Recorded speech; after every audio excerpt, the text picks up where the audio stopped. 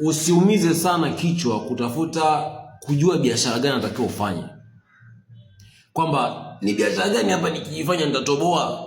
Alafu usije kuona wenzako wanafanya biashara wanafanikiwa, usije fulani kafanya biashara na wewe utaenda kuifanya ile biashara utafanikiwa.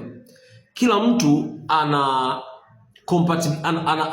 ana biashara yake. Kila mtu ana biashara yake ambayo anaweza kufanikiwa kwenye biashara. Unaweza kuona mtu anafanya biashara ya mafuta, ukasema acha mimi niende, ukashangaa unashindwa. Kwa sababu hujui ameinvest time kiasi gani, hujui ana desire kiasi gani au anaipenda ile biashara kiasi gani.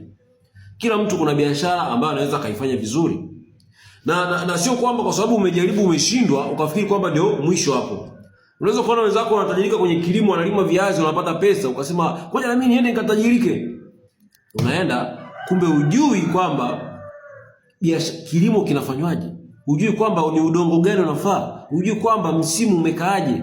Bado hujatengeneza ile momentum kwenye biashara ile. Sasa mimi nikusaidie tu.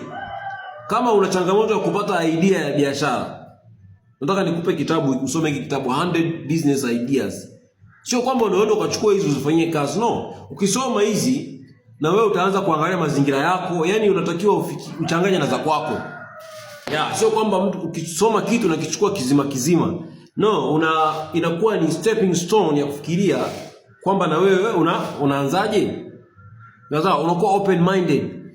Andika Professor nitumie 100 business idea 100 za biashara, nikutumie kwa WhatsApp. Tuma message WhatsApp, andika Professor nitumie, nikutumie.